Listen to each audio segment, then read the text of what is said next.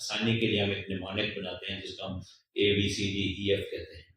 तो उसमें ए से आपने अपने A1C हीमोग्लोबिन A1C का ख्याल रखना है जो 7% से कम रहे। बी से आपने अपने ब्लड प्रेशर का ख्याल रखना है, तो ब्लड प्रेशर आपका 130 से नीचे रहना चाहिए, चाहे उसके लिए दवाई इस्तेमाल करनी पड़े।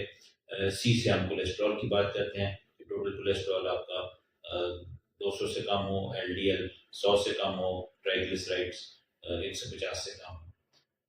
डी से हम कहते हैं डाइट, यानी खुराक आपकी, और उसमें आपको अपनी कैलोरी काउंट को देखना है, अपने कार्बोहाइड्रेट कंटेंट को देखना है, उसको ख्याल रखना है।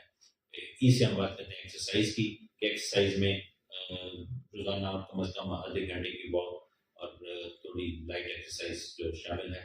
और एफ सबसे अहम है, फॉलो अप। असल याद भी रखना है और हर 3 से 6 माह के बाद अपने फिजिशियन से राब्ते में रहना है।